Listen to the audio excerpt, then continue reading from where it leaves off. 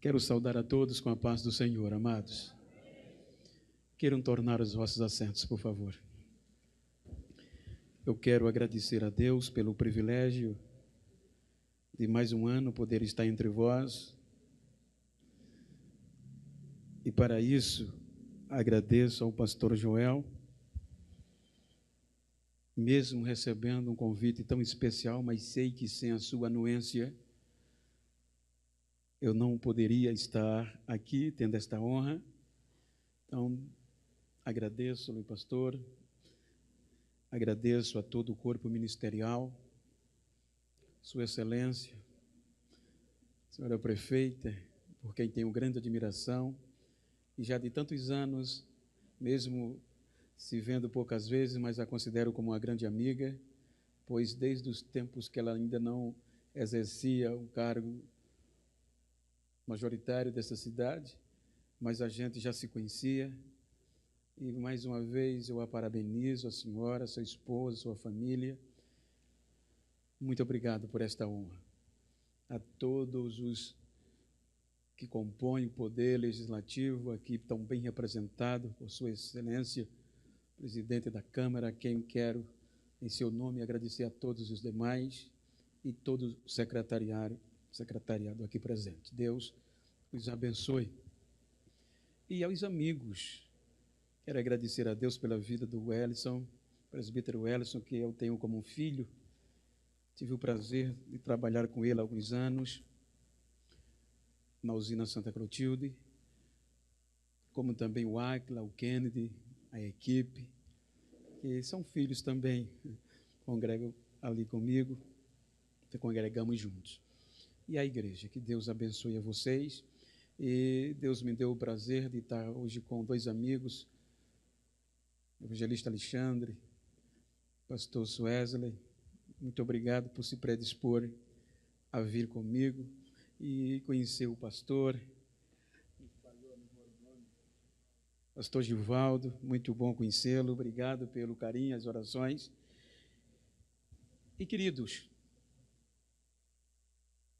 pastor Amaro, nosso primeiro vice-presidente da igreja, e na ausência do presidente, ele é o nosso presidente, e eu louvo a Deus pela sua vida, pastor, pela vida do Amós, presbítero Almerindo, e eu aprendi desde novo de aonde há uma autoridade superior a mim, eu não abri a boca. Eu acho que nos agradecimentos, com todo o respeito, a excelentíssima, eu me sinto mais que honrado e seria incoerência da minha parte ter coragem de abrir a boca na frente deste homem que nos inspira e que tenho o prazer de o também considerar como meu pastor. Então, eu passo essa honra de ministrar ao Senhor. Não, meu filho, fique à vontade, faça o trabalho, em nome de Jesus. Tá bom. Então, com a sua permissão, eu lembro-me que quando eu tinha 9, 10 anos, meu pai recebia visita. Meu pai, um homem simples da roça, mas quando ele estava, a gente não falava, não abria a boca, e quando tinha visita, pior ainda, nem passar na sala, a gente passava. Mas quando ele autorizava, a gente não falava, mas gaguejava. Então é o que eu vou fazer aqui, vou gaguejar um pouquinho. E para isso eu quero ler Lamentações, capítulo 3, uma expressão de um livro que tem uma importância tremenda, sobretudo na história dos hebreus. Capítulo 3, Lamentações, versículos 22 e 23. O texto diz: as misericórdias do Senhor são a causa de não sermos consumidos, porque as suas misericórdias não têm fim, renova-se cada manhã, grande é a tua fidelidade. Queridos, lendo este texto, nos traz à mente uma história, sobretudo para este dia em ação de graças, porque eu costumo dizer que entre um ano e outro, só quem dá o culto é o que sabe o quanto sofreu e, sobretudo, em tempo de crise. Nós percebemos, e os irmãos hão de convir, que na história do povo hebreu tem 2 pontos principais. O primeiro a gente encontra no livro do Êxodo. Enquanto o livro do Êxodo, ele mostra uma história contundente de salvação definitiva. Quando Deus liberta o povo do Egito, a Bíblia diz que a história nos traz, e este momento é tão importante até hoje, era o momento da saída, o momento da alegria, o momento de festa, o momento de dançar. O outro ponto que também é comum no contexto hebraico até o dia de hoje é Lamentações. É o oposto do Êxodo, porque lamentação traz a contundência, o sofrimento na história que o povo passou. Mas o livro de Lamentações, para a comunidade, ela nos motiva a estimular a nossa fé. E o livro de Lamentações nos ensina a lidar, a conviver com as perdas e a dor. Então eu gostaria de tomar por base este contexto e usufruir um pouco histórico do personagem que protagoniza estes dias de sofrimento. Quando nós lemos o capítulo 1, o capítulo 3, versículo 1, os irmãos veem que a expressão, alguns biógrafos diz que Jeremias escreveu Lamentações, outros divergem, mas isto não vem ao caso. O versículo 1 do capítulo ora lido, ele diz: aqui há um homem que viu o que é aflição pelo furor do Senhor. Quando nós observamos a história de Jeremias, a Bíblia diz que Jeremias era filho de sacerdote. Então, como filho de sacerdote, dentro de uma ótica histórica, Jeremias jamais tinha sonhado, Jeremias não tinha planos de ser profeta, no contexto do oráculo, literalmente falando. Todos os filhos de sacerdotes, os seus sonhos era se tornar sacerdote e um dia ser sumo sacerdote. Então a gente percebe que toda a formação da infância, na adolescência, Jeremias era preparado para isso na cidade de Anatote, até porque a cidade de Anatote era cidade sacerdotal. A história e a Bíblia diz que Jeremias foi criado ali, se preparando para o sacerdócio, para os 30 anos ser efetivado, e até os 50 orar para ser sorteado, para servir no santuário de Deus. Mas diz um contexto histórico que com 17 anos aproximadamente de idade, em um período de apostasia do Reino do Sul, quando Judá não queria ouvir a voz de Deus, então Deus precisava de uma voz profética.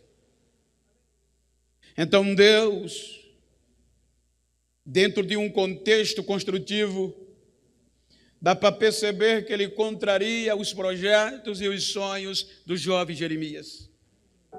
Veja que Jeremias estava tão despreparado que quando Deus adentra aonde ele estava, e Deus faz uma das maiores declarações de escolha de toda a Bíblia, se não for a maior: antes que te formaste no ventre, eu te conheci. Poucos ouviram isso da parte de Deus. E te nomeei por profeta. E ele nasceu num berço sacerdotal. Isso foi tão impactante, porque Jeremias sabia quem era Judá, a rebeldia, como filho de sacerdote. Porque filho de pastor, querendo ou não, ouve coisas que outros não ouvem. Então Jeremias sabia a história de profetas passados. Então Deus disse: eu te nomeei como profeta às nações. E eu creio que trêmulo Jeremias questiona Deus.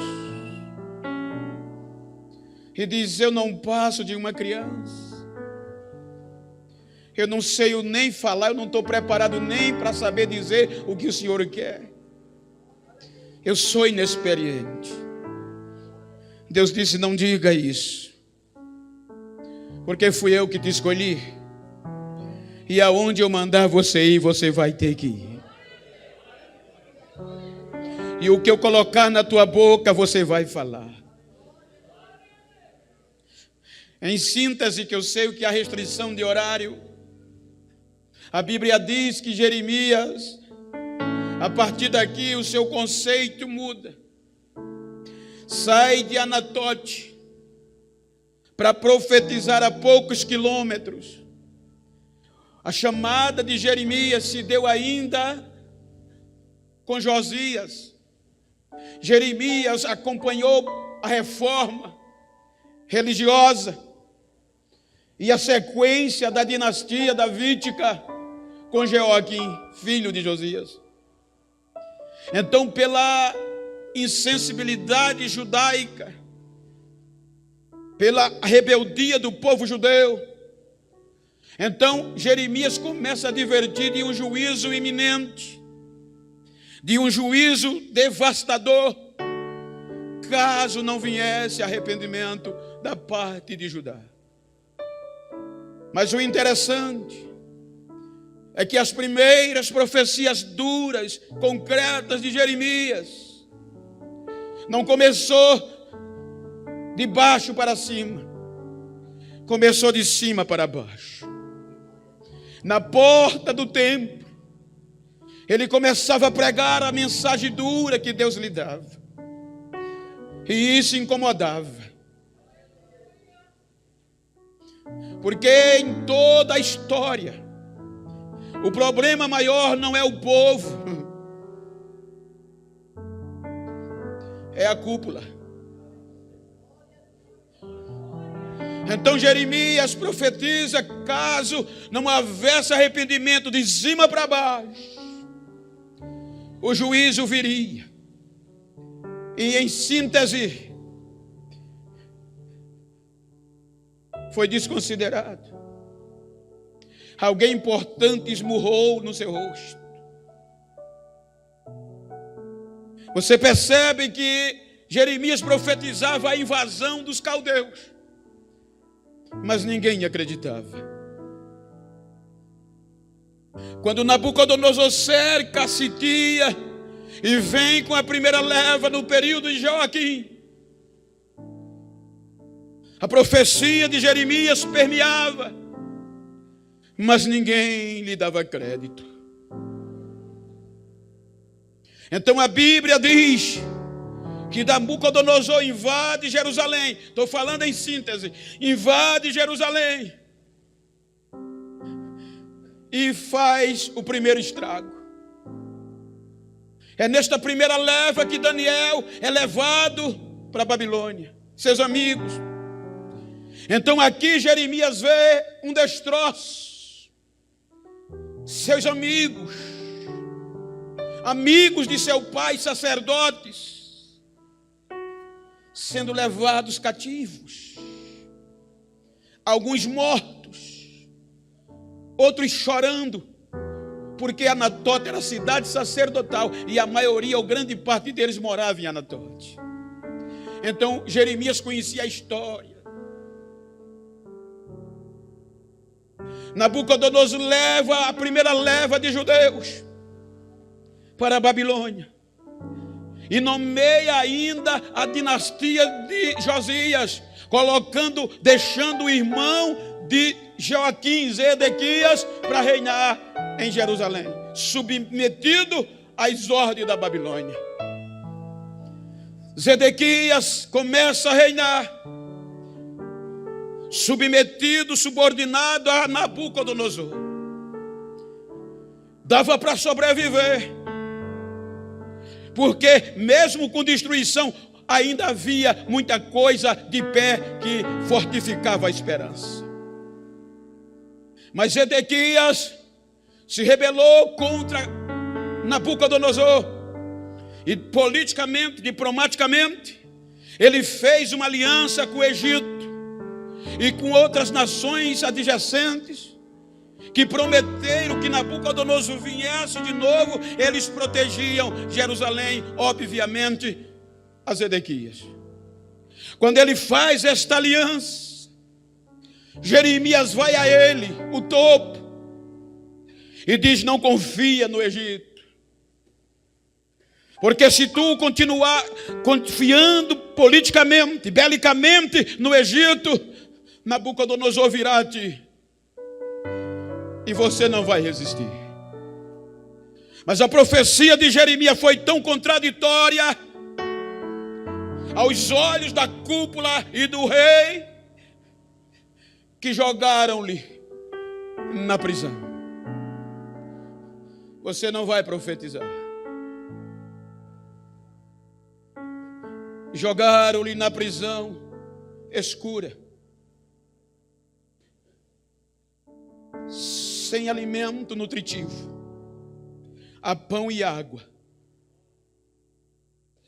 Em Lamentações você vai ver na linguagem de hoje, comendo comidas estragadas. Jogado no fundo da prisão, esquecido. E o pior é que Deus ficou em silêncio. Como entender isso? Se você lê Lamentações, é aqui que ele toma como pressuposto. Aqui está um homem que viu o que é aflição. A aflição está tão manha que ele começa a dizer: o Senhor me jogou no chão e pisoteou em cima de mim. O Senhor me esqueceu e me jogou no meio da escuridão. E me bloqueou, nem a minha oração ele responde. Porque o difícil é quando estas horas chegam. Nessas horas, quando Deus diz sim, é bom. Até quando Deus diz não, é bom. O problema é quando Deus não diz nada.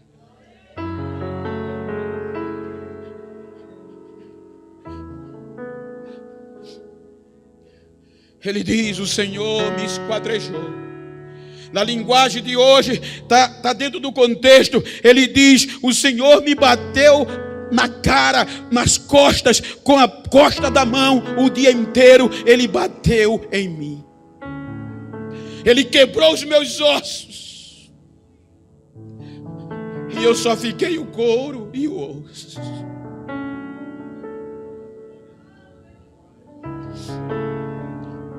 Quem olha para mim zomba e ri de mim.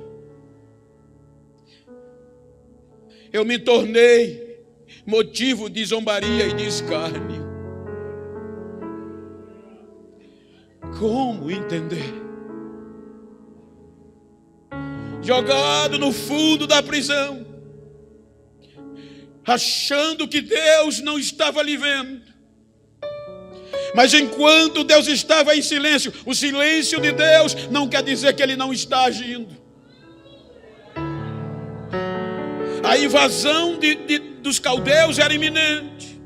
E a Bíblia diz que os desertores, que com medo de Nabucodonosor fugia para a Babilônia, entre eles e Adalias, quando chegava na Babilônia, ia dizer e começava a comentar: dentro de Jerusalém tem um profeta, homem de Deus, que profetiza a verdade. E a notícia, diz a Bíblia, que chegava nos ouvidos de Nabucodonosor, que dentro de Jerusalém, na prisão fria, tinha um profeta injustamente maltratado lá dentro. E ele sendo massacrado na prisão, comendo cinzas, e isso machucou ele por dentro. Isso machucou ele por dentro. Chegou o ponto, quando vai chegando em parte desse capítulo de Lamentações, que ele diz: o Senhor desviou os meus caminhos, se esqueceu de mim e me abandonou. Eu já não vejo mais esperança no Senhor. Eu vou me lembrar dessas aflições. Como eu vou me lembrar. Mas aí o versículo 21 ele vai dizendo: mas tem uma coisa que eu também me lembro, e é nessa que eu estou agarrado. É nessa única coisa que eu tenho esperança. Em que é que as misericórdias do Senhor é a causa de nós não sermos consumidos. Então esta era a única esperança que ele agarrava. Isso queria dizer: pode pisar, pode machucar, pode até esfolar, pode até arrancar o cabelo, mas não vai destruir, porque a misericórdia, o amor de Deus está lá. Mesmo no meio do silêncio.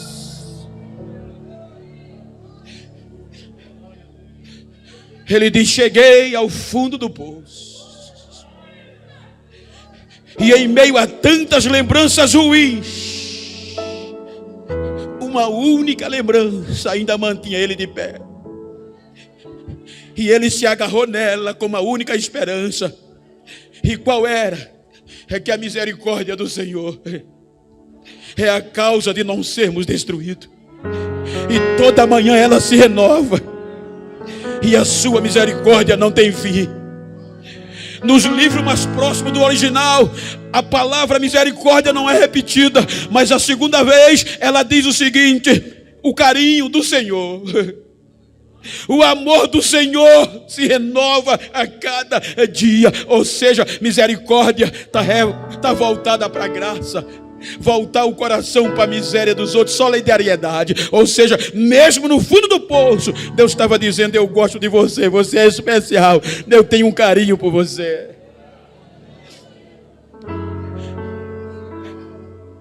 Então olha para quem está ao teu lado e diga: Deus te ama. Se agarra nisso.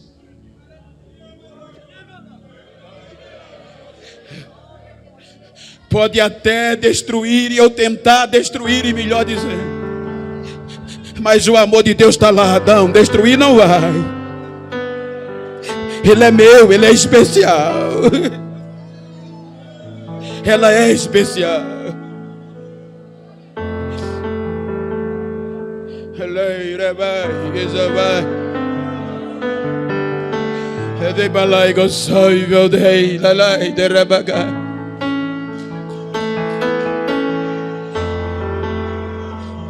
Só esta misericórdia, só esse amor faz alguém dar culto em ação de graça em tempo de crise.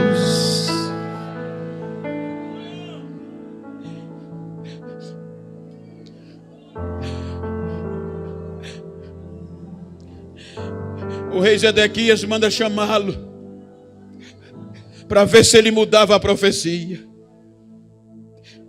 E quando ele chega na presença de Zedequias, ele não muda. Eu disse a você que não confiasse no Egito, rei, porque agora o Egito abandonou Zedequias e todos os adjacentes. Mas ele faz um pedido a Zedequias: rei, não me deixe voltar para aquele lugar, mas não. Dá para entender. É difícil entender Deus.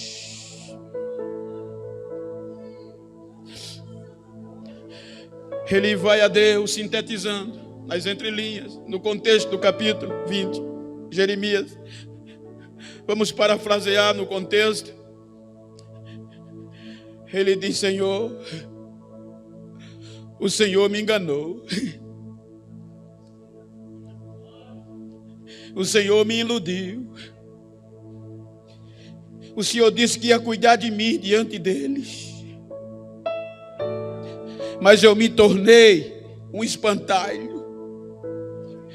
A palavra tua na minha boca se tornou vergonha e eu falo, ninguém dá ouvido.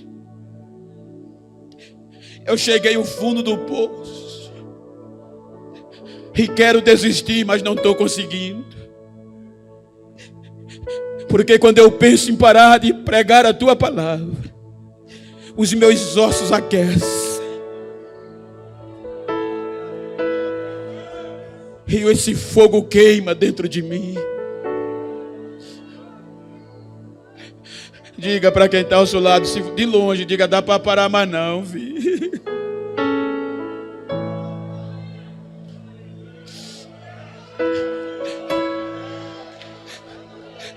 Você ainda tem direito de gemer. Muitas vezes só é o que Deus nos dá direito de gemer.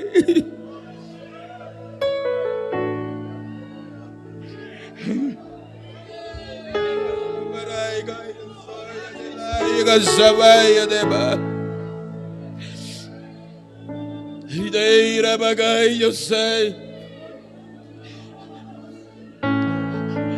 Eu vou dizer algo que eu estou falando em coisas grandes, em culto de ação de graça é coisas grandes.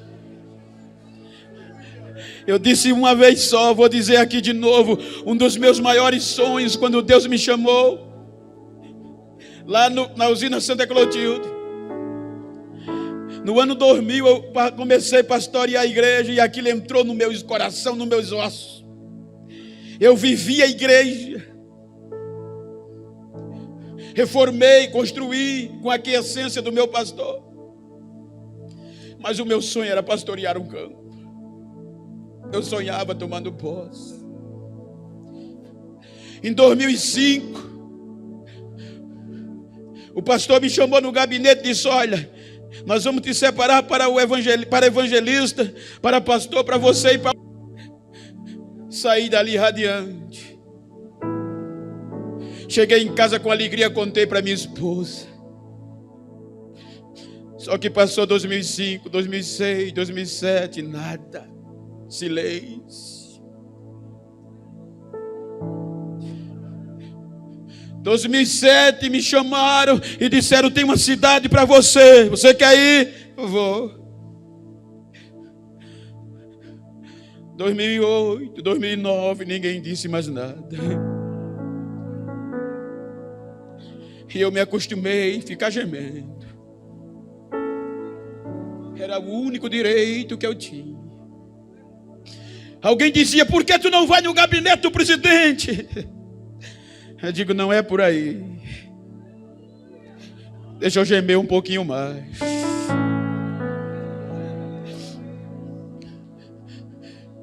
É que enquanto Deus estava em silêncio, o meu sonho era uma cidade. Mas Deus em silêncio estava preparando o mundo. O Brasil. Mas Ele silenciou, não disse nada. Em 2012 alguém importante me chamou e disse: olha, tu é o quarto na relação. O pastor não quer te dar qualquer campo. Em 2015 o pastor morreu. Aí foi quando eu entendi. Deus não queria me colocar numa cidade. Deus queria me colocar no mundo pregando o evangelho. O silêncio de Deus não quer dizer que acabou. O fundo do poço não quer dizer que o pior é o pior. É não, ainda tem algo que você pode agarrar. É porque a misericórdia de Deus, Ele gosta de mim, e toda manhã ela é renovada. Nabucodonosor entra na cidade.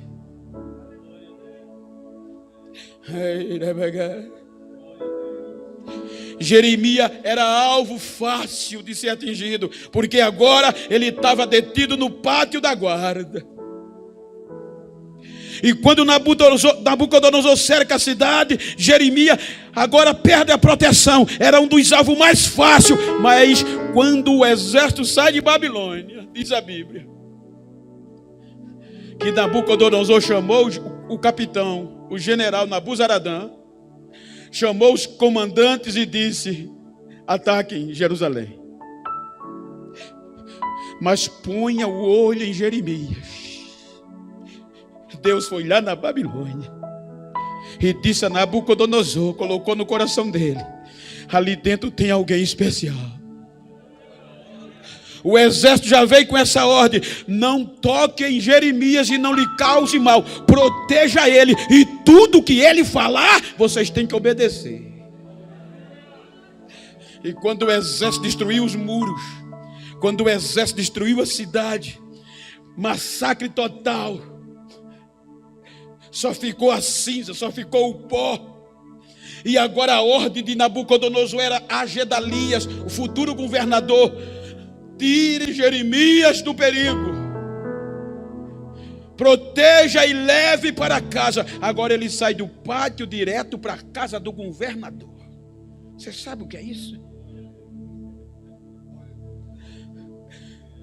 E o governador, autorizado pela maior potência da época, o mais especial era Jeremias. Então a ordem era: só ficou a bagunça, só ficou a miséria. E Nabucodonosor mandou dizer: diga a Jeremias, se ele quiser vir para a Babilônia, eu cuido dele.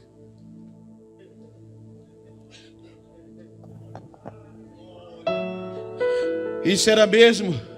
Você está na prova?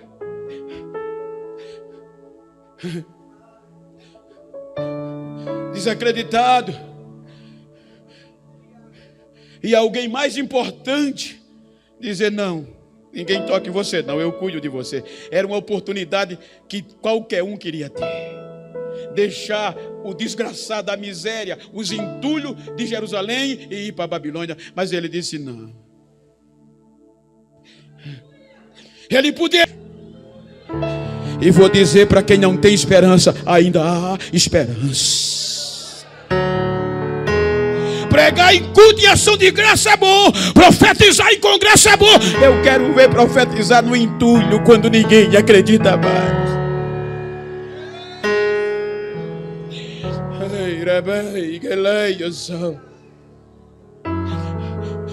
E ele começou a profetizar no meio dos entulhos. Tudo destruído. Mas a experiência da prisão ensinou Israel.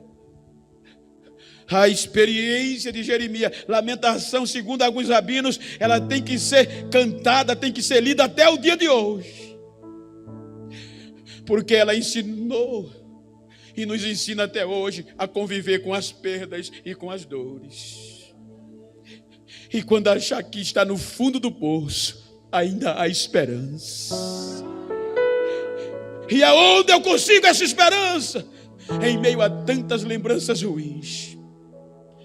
Talvez nesta noite você está lembrando. É normal a gente lembrar. A gente não esquece das coisas ruins. O próprio Jeremias disse: como eu vou me lembrar das cinzas que eu comi? Essa lembrança das comidas estragadas não vai sair da minha memória. Mas das misericórdias do Senhor, o carinho e o amor do Senhor, eu sou especial.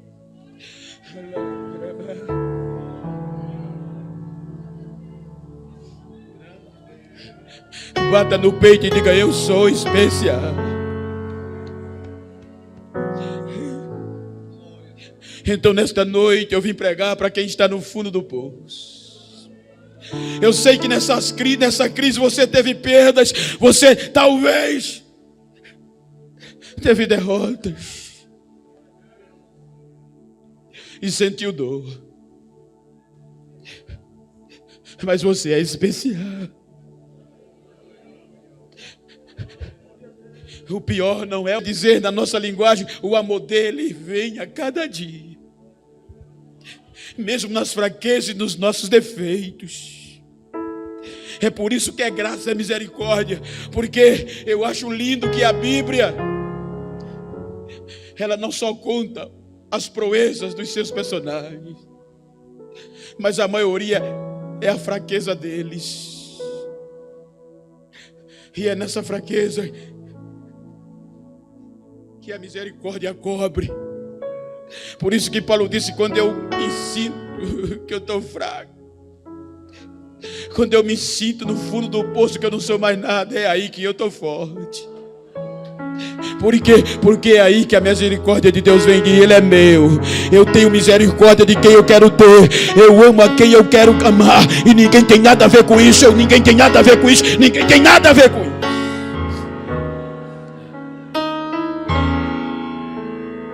Eu lembro-me, vocês talvez já ouviram, quando eu não valia nada, quando olhavam para mim e dizia preto, pobre, analfabeto. Esse negro, dizia o meu pai, não vai valer nada. A misericórdia foi lá.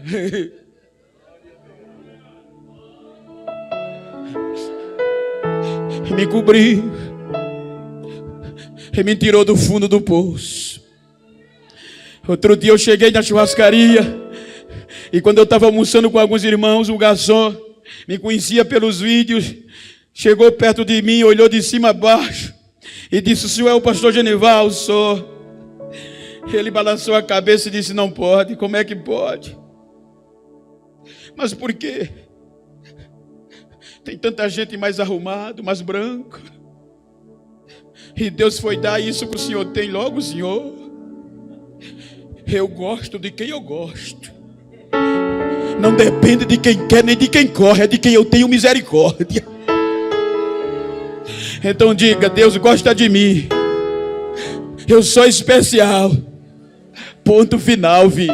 Você gosta ou que não gosta. Pode até fazer bochecha, mas vai ter que me encarar. Estou aqui.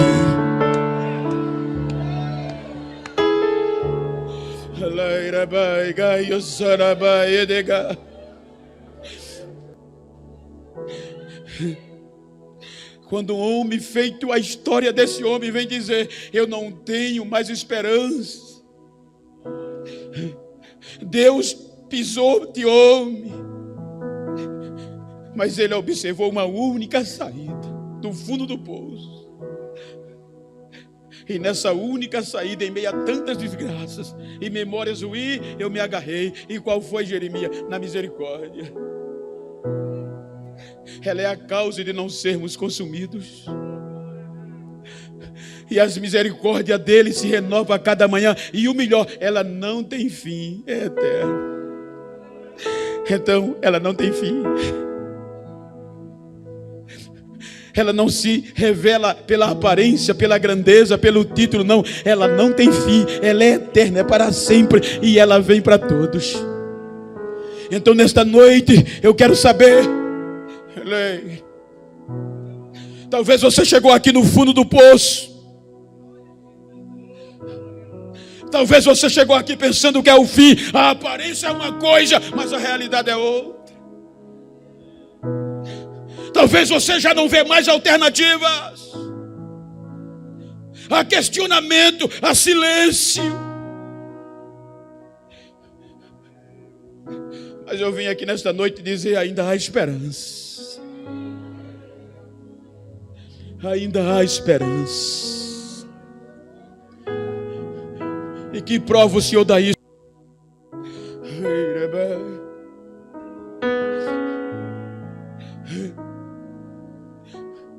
Que quer ser alcançado por esta misericórdia. Como entender? Eu quero saber se tem alguém afastado. Eu quero saber se tem alguém distanciado. Eu quero saber se tem alguém que não é crente ainda.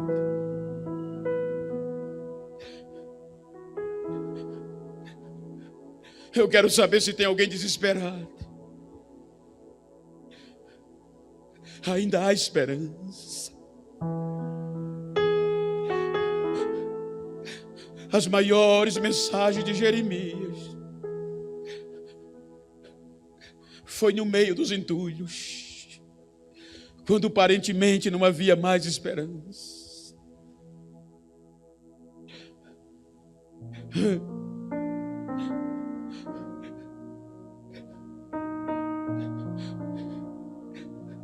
A quantidade de livros que a gente mais lê na Bíblia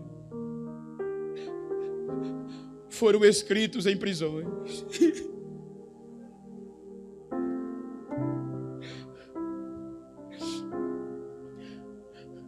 Jerusalém se restabeleceu. A tradição diz que Jeremias, a história dele terminou no Egito.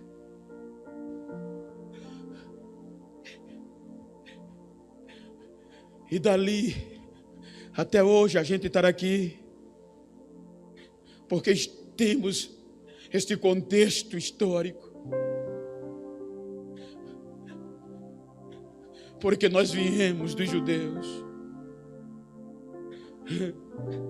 dos entulhos. E hoje o Paço tem uma igreja linda por conta disso. Porque alguém do passado, outros do passado, se agarraram nessa única esperança em momentos de dificuldade.